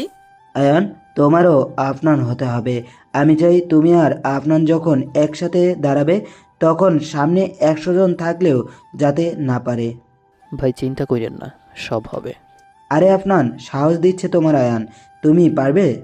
আয়ান ভাবছে এসব। হঠাৎ পুলিশ এসে তাকে ধরে। আয়ান বাস্তবে ফিরে কল্পনা থেকে। ভাই, আপনি খুন করেছেন? হ্যাঁ। কিন্তু আপনি যেভাবে খুন করেছেন সে মাস্টার গ্যাংয়ের লোকও তো সে একইভাবে খুব করেছে। তার মানে কি আপনি? না, আমি না। আমি হলে বলে দিতাম, এমন করে মারতাম না। জানি ভাই। আয়ান সেখান থেকে উঠে বাইরে বের হয়ে আসছে। পিছনে একজন পুলিশকে জিজ্ঞাসা করলো, স্যার, কে ও? খুনি জেনে ও ছেড়ে দিলেন? মাস্টার, এই দেশের সবচেয়ে বড় ক্রিমিনাল রাজিন ভাইকে চেনেন? জি। রাজিন ভাই এর খুনি। কি? রাজিন ভাইকে খুন করা আসামি ও রাজিন ভাই ভাবছিল ওকে কিছু বানাবে, কিন্তু ও যে এমন ছেলে ও জানতো না। খাঁটি স্বর্ণ হতে নিয়ে কাজ করলে এমনই হয়। এমন জিনিস হয়েছে ভাই, ভাবছিল একে দিয়ে ছোটোখাটো কাজ করাবে, কিন্তু ওই একই 100 জনকে মারার ক্ষমতা রাখে। তাই ওর নাম হয়েছে মাস্টার। এখনও বড় কোনো জায়গায় গিয়ে আয়ান নামটা নিয়েন, তাদের আত্মা কেঁপে উঠবে। আয়ান তার মনে হেঁটেই যাচ্ছে, বাসায় যেতে হবে। মা চিন্তা করছে। আয়ান বাসায় গিয়ে কলিং বেল দিতেই তার মা দরজা খুলে দেয়। দরজা খুলে আয়ানকে দেখেই সে ভূত দেখার মতো করে ওঠে। মা, এমন করতেছো কেন? আয়ান, মা, তুমি চেঁচাচ্ছ কেন? আমি তো এখানেই। আয়ান। মা, কি হইছে? এই বলে আয়ান সামনে তাকিয়ে দেখে সামনে ঠিক তার মতো চেহারাই আর একজন দাঁড়িয়ে আছে। মানে ভিতর থেকে আসলো। আয়ান যেন এবার শক খেয়ে যায়। কেউ? আর আমার বাসায়? এখন আয়ানের মা তো আরও বিপাকে। দুইজন একই চেহারার লোক, কিভাবে সে নিজের আসল ছেলেকে বের করবে? সবাই চুপ। এমন সময় ভিতর থেকে ঠান্ডা একটা কণ্ঠে আওয়াজ আসে। বাবা, ও বাবা, কোথায় তুমি? আয়ন স্তব্ধ হয়ে যায়। আয়নের মায়ের পেছনে যে আয়নের রূপে দাঁড়িয়েছে, ঠিক তার পেছন থেকে ফুটফুটে একটা পরি বেরিয়ে আসে। জন্মের পরে তাকে দেখেনি আয়ান।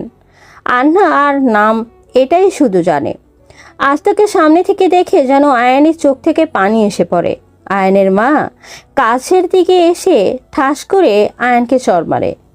তোর সাহস তো কম না যে তুই আমার ছেলের চেহারায় এখানে এসেছিস। তুই কি ভাবছিস যে আমি তোকে চিনতে পারবো না? এই দেখ, আমার ছেলের সন্তান। এখন কি তুই বলবি তুই এর বাবা? মা, কি বলছো তুমি এসব? তোর কি মনে হয় তোর জন্য আমি আমার ছেলেকে অবিশ্বাস করব?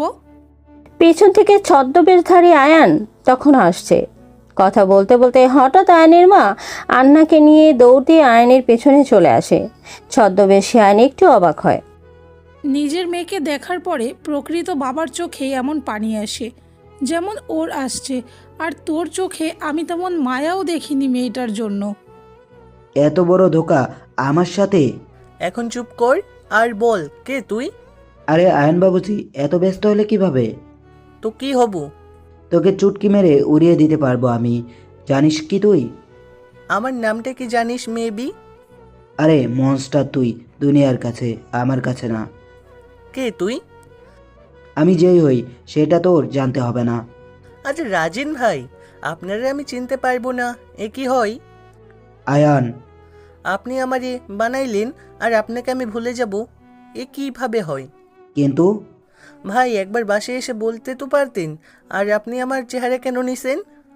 আয়ান, তোকে এত বিশ্বাস করে আমি বানাইলাম আর তুই আমাকে মেরে দিলি? ভাই, পিছন থেকে সেই দিন ছুরিটা আমি চালাইনি, চালিয়েছিল আপনার শরীরে। কি? তাহলে কে মারছিল আমায়? ভাই, সেটা আকরাম ছিল। কি কি বলতেছো তুমি আয়ান? আমি সত্যি বলতেছি ভাই। পুরো দুনিয়া যখন আমাকে আপনার হত্যাকারী বলে তখন খুব খারাপ লাগে, কিন্তু কিছু করার নেই। আমার তাদের বোঝানোর দরকার নেই, আপনাকে বুঝতে হবে। বাদ দাও এসব আয়ান। আপনার কই? ভাই, আপনি জানেন সে আমায় পেছন দিয়ে ছুরি মারছে। কি? হ্যাঁ ভাই। ও কোথায় এখন? জানি না ভাই। আয়ান আর কিছু বলে না, সে আন্নার কাছে যায়। আচ্ছা, তুমি কি আমার বাবাই? হুম। আমার মাম্মাম কই? বাবাই, তুমি আমার ছেড়ে যাবে না তো কখনো? না মা, কখনো না। আয়ান আর কিছু না বলেই জড়িয়ে ধরে আন্নাকে। ছোট্ট মেয়ে, কিন্তু এখনই সে তার মাকে খুঁজছে। আয়ান তাকে ধরে অনেকক্ষণ কাঁদে। সে সারা রাত আন্নাকে জড়িয়ে ধরেই শুয়ে থাকে। একজন বাবার কাছে যে তার মেয়ে কতটা মূল্যবান তা আয়ানকে দেখলেই বোঝা যায়। কিন্তু আয়ানের এখনও অনেক কাজ। তার ডোরেমনকে বের করতে হবে। আয়শা তো আরোহের খুনিকে খুঁজে বের করে মারতে হবে। তার যে এখন স্বস্তি পেলে চলবে না। আয়ান ঘুমায় রাতে। সকালে তার ফোনে একটা মেসেজ দেখতে পায়। সে কোনো কিছু না ভেবে বাসা থেকে বের হয়। সে একটা গ্যারেজে বসে আছে, হয়তো কারো অপেক্ষা করতেছে। তার ঘাড়ে সে কারো যেন হাত অনুভব করে। সে পিছনে তাকায়, সাথে সাথে তার পিঠে চাকু ঠেকিয়ে দেয়। আয়ান আহ করে চেঁচে ওঠে। আর সবচেয়ে বেশি অবাক হয় আয়ান সেই মানুষটিকে দেখে যে তাকে চাকু মারে। সে 3-4 বার চাকু ঢুকিয়ে বের করে আর আয়ানকে লাথি মেরে মাটিতে ফেলে দেয়। আয়ান চোখ যেন নিভে আসছে, কিন্তু নেবার আগে তার বারবার নিজের মেয়ের কথাই মনে পড়ছে। বাবাই, তুমি আমায় ছেড়ে যাবে না তো? ট্রেনে দাঁড়িয়ে আছি, আজ ভালো ট্রেন পাইনি, লোকালে যাচ্ছি। লোকালের অভিজ্ঞতা তিক্ত, আর তার থেকেও তিক্ত জিনিস সামনে কিছু ছেলে মিলে একটা মেয়েকে ডিস্টার্ব করতেছে। ডিস্টার্ব বললে ভুল হবে, ছেলেগুলো মেয়েটাকে বিভিন্ন জায়গায় হাত দিতেছে। ওর নাও একজন নিয়ে নিয়েছে, তবু আশেপাশের লোক দাঁড়িয়ে আছে যেন মজা নিতেছে তারা। এমন দেশে বাস করতেছি এটা ভেবেও লজ্জা লাগছে। কিছুক্ষণের মাঝে আরও অবাক হলাম যখন দেখলাম ছেলেগুলো মেয়েটিকে একটি সার্কেলের মাঝে আবদ্ধ করে ফেললো। মানে বাহির থেকে কিছুই দেখার উপায় নেই, বুঝতে বাকি রইল না যে মেয়েটির সাথে তারা কি করতে চাচ্ছে। কিন্তু অবাক করার বিষয় হলো মেয়েটি এখনও আওয়াজ কেন করতেছে না। আমার মনে কৌতূহল জাগে, আমি সামনের দিকে এগোতে থাকি। যখন ছেলেগুলোর কাছে যাই তখন হঠাৎই মনে হয় যে ভিতর থেকে গোঙানোর আওয়াজ আসছে। আমার মাথায় আসে মেয়েটি বোবা না তো আবার। আমি একজনের কাঁধে হাত দিই, ভিতরে চোখ যেতেই দেখি মেয়েটির জামা প্রায় খুলে নিছে জানোয়াররা। মেয়েটি চোখ দিয়ে পানি ফেলতেছে কিন্তু কিছু করতে পারতেছে না। আমি একজনের ঘাড়ে হাত দিচ্ছি, সেটা আমার কলারে হাত দিয়ে দিছে। এতক্ষণ পর্যন্ত ওদের গায়ে হাত তোলার আমার কাছে কোনো কারণ ছিল না, কিন্তু এখন কারণ পেয়ে গেছি। এক চড়ে পাশের সিটে গিয়ে বাড়ি খাই ছেলেটি। পাশের বাকিরা একটু পিছিয়ে যায়, সবার দৃষ্টি আমার দিকে। মেয়েটি খুব দ্রুত জামা ঠিক করে নেয়। একজনের মার খেতে দেখি সামনে থেকে একজন বলে ওঠে, কার গায়ে হাত তুলেছিস তুই জানিস? ভাই, বায়োগ্রাফি দেখে মারার লোক আমি না, অন্যের জন্য কিছু করব না, কিন্তু আমাকে যদি কেউ কিছু করে ছিঁড়ে রেখে দিব। আমরা এখানে 10 জন আছি, আর তুই একা, ভয় করে না? मामा आप उनसे पंगा मत लेना, भेड़िया दास है तो शेर क्या उनसे डर जाएगा, काट डालेगा। ওই মারতো ওকে। ওরা আমার দিকে আসছে, মাথা গরম হয়ে যাচ্ছে। পাশে একজনের হাতে ফ্ল্যাক্স দেখলাম, সেটা নিয়ে সোজা মাথায় বাড়ি দিলাম একজনের। আরেকজন থেমে গেছে, সোজা গিয়ে তার খাঁচা সোজা লাথি মারলাম। লোকাল ট্রেন, সবাই শুধু অন্যের সিটে মাঝে গিয়ে আছে। মেয়েটিকে পিছনে রেখে আমি তাদের সাথে কথা বলতেছি। ওরা অন্য বগিতে চলে যাচ্ছে। ওদের আর মারতে ইচ্ছা হলো না, যাওয়ার আগে ওয়ার্নিং দিয়ে গেল আমায় নাকি দেখে নিবে। আমিও অপেক্ষা করব বলে দিছি। মেয়েটির দিকে তাকালাম, সাংঘাতিক মায়া আছে ওর চেহারাতে। সে এসে আমাকে জড়িয়ে ধরেছে, কেঁদেই যাচ্ছে। আমার নতুন শার্টের 12টা বাজাই দিছে। কি আর বলবো, স্টেশনে এলাম, কিন্তু অবাক করার কাণ্ড হলো মেয়েটি আমার পিছনে পিছনে আসছে। এই যে, কই যান? ওহ, আমি তো ভুলেই গিয়েছিলাম যে আপনি কথা বলতে পারেন না। আমি বলতে পারি। কি, তাহলে ওই সময় চেঁচালেন না কেন? আসলে আমার সমস্যা আছে, যদি বিপদে পড়ি তখন কথা চলে যায়। বাহ, ভালোই। তো এখন আমার পিছনে কোথায় আসছেন? না মানে আমার কেউ নেই, আজ ভাবি তাড়িয়ে দিয়েছে বাসা থেকে, তাই যাওয়ার জায়গা নেই। তো আমি কি করব? আপনি তো অনেক ভালো, আমাকে আপনার সাথে নিয়ে যান না প্লিজ। কি? প্লিজ, না হলে আমার মরা ছাড়া যে আর কোনো উপায় থাকবে না। কিছুক্ষণ ভাবলাম, হঠাৎ মনে হলো নিয়েই যাই। আয়রার রাতে ঘুমাতে সমস্যা হয় একা, ওর জন্য তো একজনকে লাগবে, তাহলে একেই নিয়ে নিই। আচ্ছা, কিন্তু পরে চুরি করে পালাবেন না তো আবার? কি বললেন? আহ, উফ উফ, আম্মু আমার চুল বলে। এই না না, আমি চোর বলিনি, বলছি চুন্নি বলতাম। কি? উফ, তোমরা মেয়েরা এত ঢং কিভাবে করতে পারো? তো কি করব? এখন চলেন আমার সাথে। আচ্ছা। আপনার নাম কি? হালিমা তাসনিম ইবনাত। আহা, ইবনাতকে নিয়ে বাসায় যাব। গাড়িতে উঠেছি, গাড়ি থেকে নেমে বাসায় যাব, হঠাৎ পাশের চায়ের দোকানে টিভির দিকে নজর গেল। সেখানে খবর চলছে দিন দুপুরে রেল লাইনে 11 জন ছেলের লাশ, কারোই লিঙ্গ নেই। কীভাবে আর কে করতে পারে এই খুনগুলো? তাহলে কি আবারও ফিরে এসেছে পুরনো সেই মনস্টার? আমি খবরটা দেখে থমকে যাই। তার মানে কি, কে এই মনস্টার? আর এই 1 ঘন্টার ব্যবধানে কে সবাইকে মারতে পারে? শহরে আবার মনিস্টারের খবর আবার বেড়ে গেল। আয়ানের কথা আবার মনে করতে লাগলো সবাই। সবার হিসেবে মনিস্টার আয়ান, কিন্তু আয়ান তো মারা গেছিল। কিন্তু আয়ানের খুনিকে এটা কেউ জানে না। আপু, তোর কিছু হতে দিব না। আপু, আপু, নিজের যত্ন নিস ভাই। আমি তোকে ছাড়া কিভাবে থাকবো রে? তুই পারবি ভাই, পারবি। আপু। কি রে আয়ান, তুই আজকেও চেঁচিয়ে উঠেছিস? কি স্বপ্ন দেখেছিস যে এতটা চেঁচাতে হয়? কি বলবো আম্মু বলো, প্রতিদিন এই একই স্বপ্ন। আমি কারো ভাই, আমি তোকে মারতে দিব না। আর একটা স্বপ্ন দেখি যে আমি আরেকজনের স্বামী, তার পেটে বাচ্চা, আর তাকে আমি মারতে দিব না। কিন্তু আমি এগুলো কেন দেখি আম্মু? আরে স্বপ্ন তো স্বপ্নই আয়াত, এত বড় হলি এখনো এইটাই জানিস না? উফ আম্মু, তাই বলে প্রতিদিন? বাদ দে আয়াত, যা ফ্রেশ হয়ে আয়। আচ্ছা। আয়াত ফ্রেশ হয়ে আসে। আচ্ছা আম্মু, ইবনাত কই? ও আয়রার সাথে ঘুমাচ্ছে। ওহ, হুম। এখনো ঘুম? দাঁড়াও, ওকে দেখাচ্ছি মজা। আয়াতের রুমে যায়, একটা তেলাপোকা ধরল আয়াত। ইবনাত, দেখো তো এইটা কি? ইবনাস আপনা আপনা করে চোখ খুলে। আহ আম্মু, বাঁচাও বাঁচাও। ইবনাত ঘুম থেকে লাফাতে লাফাতে ওঠে। আল্লাহ গো, আন্টি কেমন ছেলে এটা, আপনার একটু ভয় নেই? অন্যদিকে আয়রা তো হাসতে হাসতে শেষ। এত বড় মেয়ে এখনো ঘুমাই? কি করব? এই জন্যই তো মনে হয় ভাবি বাসা থেকে বের করে দিছে। ইবনাত চুপ হয়ে যায়। সে বাথরুমে চলে যায়। সে ফ্রেশ হয়ে এসে চুপচাপ কাজ করতে থাকে। তার চোখের কোণে পানি স্পষ্ট দেখছে আয়াত। তার কষ্ট লাগছে। খাবার খেয়ে ছাদে গিয়ে বসে আছে ইবনাত।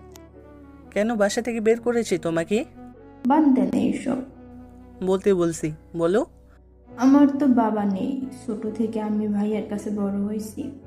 বাবা তার সম্পত্তিতে লিখে দিয়ে গিয়েছিল আমার আর ভাইয়ার দুজনের নামে, আর তাতে লেখা ছিল আমার বয়স 18 হওয়ার আগে আমার সম্পত্তি কাউকে দিতে পারবো না, দিলেও হবে না। তাই 18 বছর হওয়ার পরে অনেক কিছু বলে আমার নামে সম্পত্তি লিখে নিয়ে আমাকে বার করে দিয়েছে।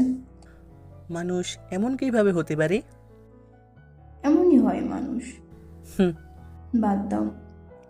আয়াতের ফোনে একটা ফোন আসে। সে বাসা থেকে বের হয়ে যায়। আয়াত পুলিশ স্টেশনে যায়। স্যার। বলো আইমান। স্যার, কালকে আরও 10 জনের মৃত্যু হলো, কিন্তু কিভাবে সম্ভব? এইটা আমারও প্রশ্ন। সবচেয়ে মজা কথা হলো তাদেরকে আমি চিনি। কি? কিভাবে পরে বলবো নি। এখন কেস বলো। স্যার, ও আমার ডিসি সাহেবের ছেলে। ওদের মাঝে এটা। ওহ, এই জন্য এতে এত জোর? স্যার, মনস্টার নামের একজন নাকি এগুলো করছে। কি মনস্টার? এটা কেমন নেম? স্যার, ওর নাম আয়াত মুস্তারি আয়ান। ওহ, আমার মিতা। স্যার। ওকে সবাই মনস্টার কেন ডাকে? অনেক কাহিনী স্যার। আচ্ছা, পরে শুনবো নি। আবারও শহর জুড়ে মনিস্টারের কথোপকথন চলছে। কেউ বুঝতে পারতেছে না মনিস্টার কিভাবে এলো। আয়াত তো মারা গিয়েছিল, তাহলে কে এই মনিস্টার? আকাশ কালো হয়ে এসেছে। আয়াত বসে বসে চা খাচ্ছে। আশেপাশে কেউ নেই। সে নিজের মনেই চিন্তা করতেছে আর কত নিজেকে লুকিয়ে রাখবে। আজ 2 বছর পার হলো। তার মৃত্যুর খবর ছড়িয়ে পড়েছে, কিন্তু কেউ জানে না যে সে বেঁচে আছে। আয়াত হয়েই বেঁচে আছে, কিন্তু আর কত? সে যে আর পারছে না। তার বোনের খুনি, তার আরশির খুনি যে এখনো বেঁচে আছে। তার মেয়ে এখনো সেই নকল আয়ানের কাছে।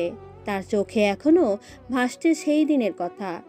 তার পেছন দিয়ে ছুরি আর কেউ না, সেই নকল আয়ানই মেরেছিল। সে যদি রাজিন ভাই হয় তাহলে কি বিশ্বাস করেনি তাকে? আর ডোরেমন কেন বা তাকে মারল? কি হলো এটা? এসব প্রশ্ন আয়নের মাথায়। অতীত আয়নের এখন আরোহীকে নিজের করার চাহিদা কমিয়ে গেছিল। হঠাৎ একদিন আরশির সাথে দেখা তার। আয়ান, সত্যি জেনে গেছো তাই না? কিসের সত্য আরোহী? এই যে আমি গণধর্ষণ হয়েছি। কি কি বলতেছো এইসব? এই সত্যি জানার পরেই তো আমার সাথে আর কথা বলো না। আরোহী, এমন কিছু না। জানি না কেন, কিন্তু তোমায় খুব ভালোবেসে ফেলেছি আয়ান। আমি জানি না তা কেন। আমিও ভালোবাসি আরোহী তোমায়, কিন্তু কি বলবো বলো? আমি যে একটা জায়গায় আটকে গেছি, আমাকে সেই দুনিয়ায় ঢুকতেই হবে। কোন দুনিয়া আয়ান? তারপর আয়ান আরোহীকে সব খুলে বলে। আয়ান এই দুনিয়ায় গিয়ে নিজের পরিবারকে হয়তো সাময়িক বিপদ থেকে বাঁচাতে পারবে, কিন্তু একেবারে হারাতেও হতে পারে। কিন্তু তোমায় আমি ভালোবাসি আয়ান, তাই তোমার সাথেই থাকবো, তুমি যাই করো না কেন। আয়ান আর আরোহীর ভালোবাসা শুরু হয়। এদিকে আয়ানও নিজেকে মনিষ্ঠ রূপে তৈরি করে তুলেছে, সাথে ডোরেমনও। শহরে যত বড় বড় হাঙ্গামা হতো তাতে ডোরেমন আর আয়ান থাকতো। কেউ কোনো কাহিনী করলে সে যেই হোক না কেন আয়ান আর ডোরেমন মিলে সামাল দিত। কিন্তু এভাবে তারা শহরে কালার হতে শুরু করে। অনেকে মানুষ তাদের মারার জন্য ব্যাকুল হয়ে উঠল। রাজিন ভাইয়ের সাথে কাজ করতো রোমান। এই রোমান ভাই রাজিন ভাইয়ের সাথে মানে তার বরাবরই ছিল। তারা আলাদা কাজ করতো, কিন্তু কেউ কারো পথে আসতো না। কোনো এক শহরের রাতে আয়ান আরোহীর বাসায় যায়। সেদিন তার বাসায় কেউ ছিল না। আয়ানকে দেখে আরোহী অবাক হয়ে যায়, আর এদিকে আয়ান ভিজে শরীরে দাঁড়িয়ে আছে। আরোহী তাকে ভেতরে নিয়ে যায়। সারা বাড়ি অন্ধকার। আয়ানের কেমন যেন আকর্ষণ লাগছিল। সে যেন নিজেকে কন্ট্রোল করতে পারছিল না। সে আরোহীকে কোলে তুলে নেয়। আরোহী কিছু বলে না, কারণ ভালোবাসার মানুষের হাতে নিজেকে বিসর্জন দেওয়াই যায়, আরও যদি সে বিশ্বাসযোগ্য হয়। যদিও ভালোবাসা আরেক নাম বিশ্বাস। সে আরোহীকে বিছানায় নিয়ে যায়। আরোহীর ঠোঁটে পূর্ণ সুখ খুঁজতে থাকে। সেখানেই তারা সুখ খুঁজে নেয়। সময় পার হতে থাকে, আর তারা একে অপরের মাঝে গভীরভাবে জড়িয়ে যেতে থাকে। একটা সময় আয়ান ক্লান্ত হয়ে বিছানায় লুটিয়ে পড়ে, কিন্তু কিছুক্ষণের মাঝে আয়ান সর্বোচ্চ শক্ট হয়ে যায়। সে আরোহীর দিকে তাকায়। তার মানে কি? আয়ান কি দেখছে এটা? আয়ান যেন নিজেকে বিশ্বাস করতে পারে না। আরোহীর সাথে শারীরিক সম্পর্ক শেষ হওয়ার পরে বুঝতে পারে সে ধর্ষিতা না। আয়ান মনে মনে আফসোস করতে থাকলো। আজ যা হলো তা ঠিক হলো না, আফসোস হচ্ছে। আরোহীকে নিয়ে যাচ্ছি কোলে করে। সে অনেকটাই অবাক যে আমরা কোথায় যাচ্ছি। আমি তাকে নিয়ে বাইকে বসি, সে পিছনে আমি সামনে। আমরা আমাদের বাসার সামনে এসে নামি। সে অনেকটাই অবাক। আরোহীর এই পৃথিবীতে কেউ নেই, তাই তাকে আমার বাসায় নিয়ে এসেছি। মাকে দেখে বলা হলো যে আরোহী আজ থেকে এই বাসার বউ। আমরা দেরি করিনি, সেই দিনই বিয়ে করে নিই। আমাদের জীবনে সুখেই যাচ্ছিল। আপু আর রাজিন ভাইয়েরও বিয়ে হয়ে যায়, কিন্তু আপু আমাদের এইখানেই থাকতো। রাজিন ভাইও আমাকে মনস্টার বানানোর মিশনে ব্যস্ত। আমি আমার মতো কাজ করছি। দিন যত যাচ্ছে আমি তত দক্ষ হচ্ছি। আমার আর আফনানের শত্রু বাড়তে থাকে শহরে। আয়ান আর ডোরেমনের নামে কাঁপতো পুরো শহর। তাদের বিভিন্ন দিক দিয়ে অনেক ক্ষতি করতে চাচ্ছিল। এমনভাবেই 1 বছর পার হয়ে যায়। আরোহীর বাচ্চা হয়, নাম হয় আনহা। আনহার বয়স যখন 6 মাস, তখন হঠাৎ আয়ানের নাম্বারে একটা কল আসে। আয়ান কল রিসিভ করতেই ওপাশ থেকে বলা শুরু হয়, কি রে আয়ান, তুই নাকি মাস্টার হয়ে গেছিস? কে?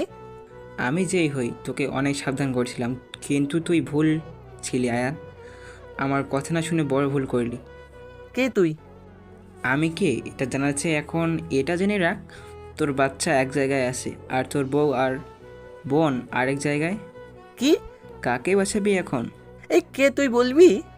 জায়গায় মেসেজ করে দিচ্ছি, কালকে বাঁচাবি দেখ। আয়ান মেসেজটা দেখে ডোরেমনকে ফোন দেয়। আয়ান বাচ্চার কাছে যাচ্ছে, আর ডোরেমন যাচ্ছে আরোহী আর আয়েশার কাছে। আয়ান ঠিকানা অনুযায়ী সেই জায়গায় গিয়ে দেখে অনেক লোক। সে রাগে ফুটে ওঠে, গিয়ে রড দিয়ে সবাইকে মারতে থাকে। 30 জনের মতো মানুষকে একাই মারল। কিছুক্ষণের মাঝেই সে তার মেয়েকে নিয়ে বের হয়। মেয়েকে বাসায় রেখে সে যায় আরেক জায়গায়। তার ধারণা অনুযায়ী ডোরেমন এতক্ষণে সব শেষ করে দিয়েছে, কিন্তু সেখানে গিয়ে আয়ান জীবনের সবচেয়ে বড় শট খায়। সেখানে এক জায়গায় ডোরেমন পড়ে আছে, আর কাছেই পড়ে আছে আরোহীর লাশ। এটা দেখে আয়ানের বুক কেঁপে ওঠে। সে চিৎকার করে কেঁদে ওঠে। সে জলদি আরোহীর কাছে যায়, আর নিঃশেষ দেহ মাটিতে পড়ে আছে, ঠোঁট দিয়ে রক্ত পড়ছে। এর মানে তাকে ধর্ষণ করা হয়েছে। আয়ান তাকে বুকে জড়িয়ে ধরে কাঁদতে থাকে। আরোহী আরোহী বলে। তার কান্না থামার নামই নিচ্ছে না। সে কিছুই বিশ্বাস করতে পারতেছিল না যে তার আরোহী আর নেই। এমনকি যাওয়ার আগে সে কিছু বলেও যেতে পারেনি আয়ানকে। শেষ কথা হিসেবে আয়ান কিছুই বলতে পারল না তাকে। আরোহী আয়ানের বুকে থাকা অবস্থাতেই পাশে ডোরেমনের ডাক শুনতে পায়। সে এখনো বেঁচে আছে। আয়ান তাকে নিয়ে রাস্তায় আসে। গাড়িতে করে হাসপাতালে এনে আবার সেখানে যায়। ডোরেমনের অপারেশন চলতেছে, আর এদিকে আরোহীর কাছে বসে সে কেঁদেই যাচ্ছে, শুধু বলছে, ও আরোহী, আরোহী গো, কথা বলো একটু। এই মনস্টার হওয়ার চক্করে যে আমি ভুলেই গিয়েছিলাম তোমায় আরোহী। সময় দিতাম না, ভালোবাসতাম না, তাই বলে এভাবে চলে যাবা তুমি? এত কষ্ট দিচ্ছে শালারা তোমায়। আয়নের কান্না যেন থামার নামই নিচ্ছিল না। আজকের চেয়ে খারাপ দিন তার জীবনে আর ছিলই না। আয়নের মোবাইলে আবার একটা ফোন আসে। সে রিসিভ করতে পাশে থেকে বলে ওঠে, তোর বউকে খায়া অনেক মজা পাইছে রে আমার ছেলেগুলা, সে জিনিস। কে তুই হারামি কুত্তার বাচ্চা? তোরে যদি পায় রে, কয় টুকরা যে করবো তোর আমি। তার আগে এটা তো ভাব যে কীভাবে তোর বোনকে বাঁচাবি। আমার ছেলেরা যে এখন তোর বোনকে থেকে মজা নিতেছে। হারামি রে তোরে আমি। কীভাবে বাঁচাবি বাচ্চা, আয়ান বাচ্চা? ফোন কেটে যায়। আয়ান কাঁদতে কাঁদতে শেষ। কিভাবে বাঁচবে সে এখন তার বোনকে? আমার সামনে আরোহীর লাশ, এই লাশ নিয়ে আফসোস করারও সময় পাচ্ছি না। আমি যে তার সামনে বসে কাঁদবো এই সময়টাও পাচ্ছি না। আমাকে আপুর খোঁজে যেতে হবে। আমি আপুর খোঁজে বের হয়ে যাই, কিন্তু কোথায় যাব আমি যে জানি না আমার গন্তব্য কোথায়। আমি রাজিন ভাইকে ফোন দিই, রাজিন ভাইয়ের ফোন বিজি আসে। কিছুক্ষণের মাঝে আমার ফোনে আরেকটা ফোন আসে। আমি রিসিভ করতে বলে উঠে, আয়ান, তোর বোনের কাজও শেষ। বউয়ের লাশ তো পাইছিস, কিন্তু বোনের লাশও পাবি না দেখার জন্য। আয়ন কিছু বলতে পারে না। তার হাত থেকে ফোন পড়ে যায়। সে কতক্ষণ অচেতন ছিল সে নিজেও জানে না। যখন হুঁশ ফেরে ডোরেমন তার পাশে। তার সবচেয়ে বড় কথা, রাজিন ভাই তখন ও তার পাশে ছিল না। আয়নের রাগ ওঠে, খুব রাগ ওঠে। সে হাতে একটা বন্দুক নিয়ে রাজিন ভাইয়ের ওইখানে যায়, সাথে ডোরেমন। রাজিন ভাইয়ের বাসায় গিয়ে দেখে সে বাসাতেই আছে। আয়ান আর ডোরেমন ভিতরে ঢুকে বাসায়। রাজিন ভাই একা, অন্ধকার ঘর। রাজিন ভাই, আমি ডাকছি আপনাকে, শুনতে পারছেন না? হ্যাঁ বলো আয়ান। আপু কি আপনার কেউই ছিল না? আয়ান, আমার মাথা এমনিতেই খারাপ। তা দেখাই যাচ্ছে ভাই। আয়ান তুমি যাও। যাব না আমি। তোর জন্যই আজ আমার আরোহী মারা গেছে, আমার আপু মারা গেছে, আমার বাচ্চা আমার কাছে নেই। সেই দিন তুই আমার আপু জীবনে না এলে সেদিন হয়তো একজনের কাছে সে ধর্ষিত হতো, কিন্তু এখন সে ধর্ষিত তো ঠিকই, আবার মারাও গেল। কি বলবো বল? আয়ান, তোমারে যাইতে বললাম না? আয়ান আর রাজিন ভাইয়ের কথার সময় হঠাৎ পাশ থেকে অনেক লোক চলে আসে। আমাকে মারার জন্য লোক আনছো আয়ান? আয়ান কিছুই বুঝতে পারতেছে না। সে তো কাউকেই বলে নেই। সবাই এসে রাজিন ভাইয়ের উপর হামলা শুরু করে দেয়। রাজিন ভাইও তাদের সাথে মারামারিতে ব্যস্ত। আয়ান আর আফনানও মারছে, কিন্তু হঠাৎ রাজিন ভাইয়ের পেছনে চাকু ঢোকানো পিছন থেকে। রাজিন ভাইয়ের চোখে অন্ধকার হয়ে আসে। আস্তে আস্তে লুটিয়ে পড়ল তার শরীর। কিন্তু যখন সে পেছনে তাকালো সবচেয়ে বেশি অবাক হয় সে, কারণ তাকে চাকু মেরেছিল। সেদিন রাজিন ভাইয়ের পিছনে ছিলাম আমি, মানে ছুরি চালিয়েছিল আকরাম, কিন্তু সাথে সাথেই আমি তাকে সরিয়ে নিই আর চাকু বের করতেই নিই, কিন্তু ঠিক তখনই রাজিন ভাই পিছনে ঘুরে আর আমায় দেখতে পাই। সে ভেবে নেয় তার পিছনে আমিই ছিলাম। আমরা তাকে হাসপাতালে তো নিয়েই যাই, কিন্তু এমন অবস্থা ছিল আমরা তার খোঁজ নিতে পারিনি। আর পরে যাওয়ার পরে জানতে পারি সে নাকি মারা গেছে। আমরা শোক প্রকাশ করি, কিন্তু কী লাভ, সবই তো শেষ। আমি পুরো শহরে আগুন লাগিয়ে দিই সেই মানুষটাকে খোঁজার জন্য যে আমার বোন আর বউকে ধর্ষণ করে মেরেছে। আমি শহরে যত গ্যাং ছিল সবাইকে এক এক করে শেষ করি, সাথে ডোরেমন। আয়ার নামটা শুনে শুধু মানুষ ভয়ে কাঁপতো। ভার্সিটিতে অনলাইনে এক্সাম দিতাম, সবাই ভাবতো আমি ভিসি স্যারের ছেলে, কিন্তু না, আমি না। আমার বাবা অনেক আগেই মারা গেছে। আমি বাসায় ফিরি, ইবনাত, আম্মু সবাই আমার সাথে কথা বলতে চাই। হ্যাঁ, এখন ইনিই আমার আম্মু, কারণ আমাকে যখন আকরাম ভাই মারে তখন আমাকে ইনিই বাঁচিয়েছিলেন। আমি স্মৃতি হারানোর নাটকে ব্যস্ত একদিকে, আরেকদিকে সেই মানুষকে খুঁজতে লড়াইয়ে যে আমার বোন আর বউকে ধর্ষণ করেছে। কি করব আমি কিছুই জানি না। আমি রুমে শুয়ে শুয়ে ভাবছি অনেক কিছুই। আমার মেয়েটা এখন কার কাছে থাকতে পারে? অনেক বড় হয়ে গেছে সে, বাবাকে কি চিনবে? আয়ান, আজ তোমাকে বাবা বাবা মনে হচ্ছে। একজন ভালো স্বামী তো হতে পারলাম না, ভালো বাবাই হই না হই থাকি। হতে তো পারলে না আয়ান, তোমার মেয়ে এখন অন্যের কাছে। যাও, ওকে বাঁচাও আয়ান, যাও। আরোহী, আমি বাঁচানোর চেষ্টা করব তো। যাও। আয়ান আরোহীকে এখনও নিজের কল্পনায় দেখে, কথা বলে। আয়ান ঘুমিয়ে আছে। হঠাৎ তার মনে হয় তার উপরে কোনো ছায়া। সে চোখ খুলতেই দেখে ইফনাত তাকে চাকু মারার প্রস্তুতিতে আছে। সে কোনো মতে চাকু ধরে ফেলে। ইবনাত, তুমি? আয়ান, তুমি এখনো বেঁচে আছিস? তোর বেঁচে থাকার কোনো অধিকার নেই, আমি তোকে মেরেই ফেলবো।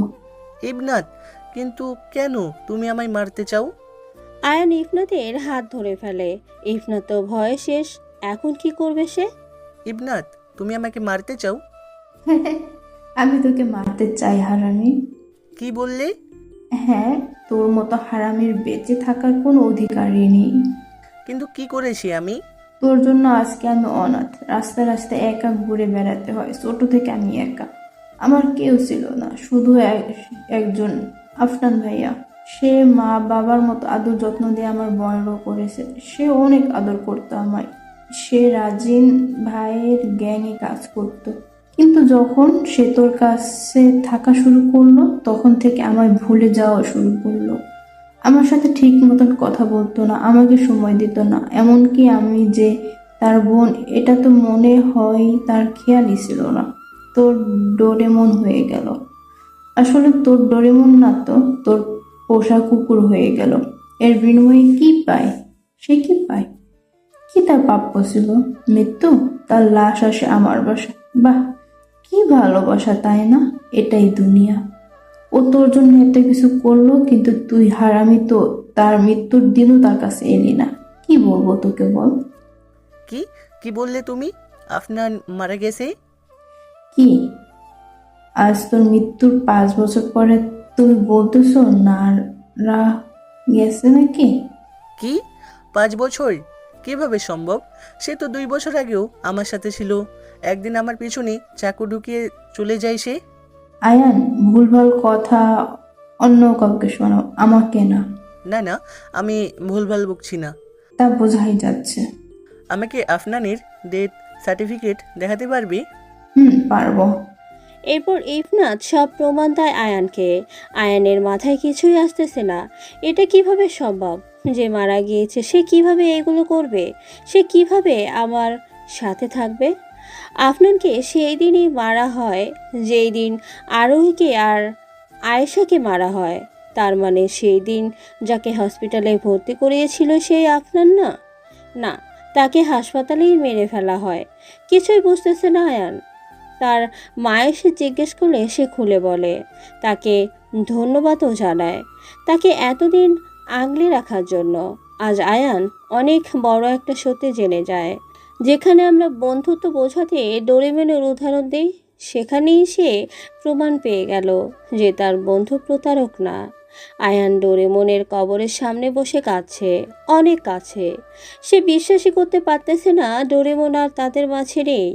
আয়ান সেখানে বসে কাঁদছে আর ভাবছে কি করা যায়, কে হতে পারে এই খুনি। হঠাৎ তার মাথায় এক বুদ্ধি আসে। 2 দিন পরে আয়ান একটা ভার্সিটিতে যায় সকাল 7টায়। অনেক রুম ঘোরে। হঠাৎ একটা রুম থেকে একটা মেয়ের কান্নার আওয়াজ শুনতে পায়। আয়ান রুমের দরজা ধাক্কা দিতে ভেতরে দেখতে পায়, দেখে স্যার ছাত্রীর উপর নির্যাতন করতেছে। আয়ানকে দেখে স্যার চেঁচিয়ে ওঠে, কে বলে। আয়ান ভিতরে যায়, একটা চেয়ার নিয়ে বসে। ততক্ষণে মেয়েটি নিজের জামা ঠিক করে নেয় আর সেখান থেকে পালানোর প্রস্তুতি নেয়। সে পালিয়েও যায়। ওই, তুই কে রে? এত সাহস আমার সামনে এসে এমন ভাব নিতেছিস? অর্ধেক নাম বলবো না, পুরো নাম বলবো আমার। পুরো নাম বল, যাতে সহজে কাজ হয়। আয়াত মুস্তারাহি আয়ান।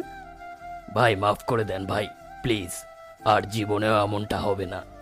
আয়ান তাকে উঠায় আর বলে নেক্সট যাতে এমন না করে। স্যার চলে যায়। 10টার সময় হঠাৎ স্যারের বাসার সামনে কিছু লোক আসে। স্যার দরজা খুলতেই স্যারের উপর হামলা করতে যায়। তখনই পেছন থেকে একজন বলে ওঠে, কিরে, আমায় সহ মারবি নাকি আমায় ছাড়া? কণ্ঠটা শুনে সবাই পেছনে তাকায় আর তারা এত অবাক হয় যা বলার বাইরে, কারণ আয়ান বসেছিল সেখানে। তারা পালাতে নেয়, কিন্তু আয়ান দৌড়ে ধরে নেয় তাদের। তো তোরাই মনস্টার গ্রুপের লোক, তাই না? ভাই মাফ করে দেন প্লিজ। বসের নাম বল, তোদের ছেড়ে দিব। ভাই এইটা পারবো না, মরে গেলেও। বলবি না? এমন সময় সামনের একজনের ফোনে একটা ফোন আসে। আয়ান তার পকেট থেকে ফোন নেয়। সে তা বের করতেই যা দেখে তা দেখার জন্য মোটেও প্রস্তুত ছিল না। সে 2 কদম পিছিয়ে যায় আর ভাবতে থাকে এটা কিভাবে সম্ভব। আয়ান মোবাইল বের করে দেখে সেখানে রাজিন ভাই নামে সেভ করা নাম্বার। তার মানে এই মনস্টার নামে রাজিন ভাই চলতেছে। হঠাৎ তার খেয়াল হয় এর মানে আমার মেয়েও তার কাছে। আয়ান ফোন আর একজনকে দিয়ে ধরে কথা বলায়। সে কথা বলে স্যারের লাশ সে সেখানে নিয়ে যেতে বলে।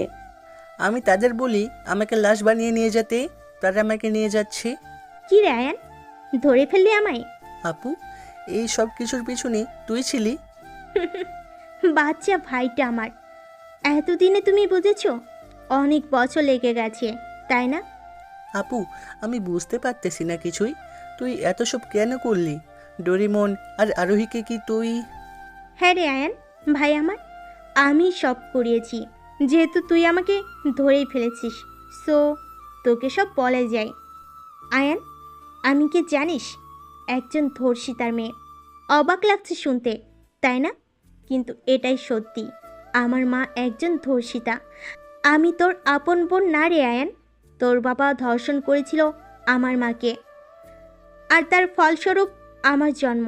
আমি জানতাম না এত সব, কিন্তু আমি বাবার ডায়েরিতে সব পাই। আমার বাবার প্রতি খুব ঘৃণা হচ্ছিল, কিন্তু কিভাবে কি করব বুঝতে পারছিলাম না। কিন্তু পরে মনে হলো তুই ওই পাপির রক্তই। আমার মা মারা যাওয়ার আগে আমাকে বাবার কাছে দিয়ে যায়। সে আমাকে লালন পালন করে ঠিকই, কিন্তু আমার মা তো মারা গেছে তার জন্য। তাই আমি একটা প্ল্যান করি। আমার ঘৃণা জন্মে ধর্ষকদের প্রতি আর তোর প্রতি। আমি 2 তীর মারি 1 ঢিলে, তোকে মনস্টার বানাই, আর অন্যদিকে আমি ধর্ষক খুন করতে থাকি রাজিনকে নিয়ে। আর সব সন্দেহ চাই তোর উপর। আমি ভাবলাম তোকে হয়তো পুলিশ ধরে নিবে, কিন্তু না, তোর ভয় এতটাই হলো যে কেউ তোকে ধরতে সাহস করে না। তাই আমি রাজিনকে পাঠাই তোর রূপ ধরে।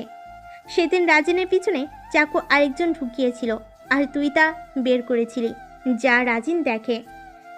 এইটাই আমার সাজানো ছিল, কিন্তু সব কিছুর মাঝখানে তুই ডোরিমন নামক এক বন্ধু পাইছিলি, যাকে তোর বইয়ের ধর্ষণের সময় সামনে রাখা হয়।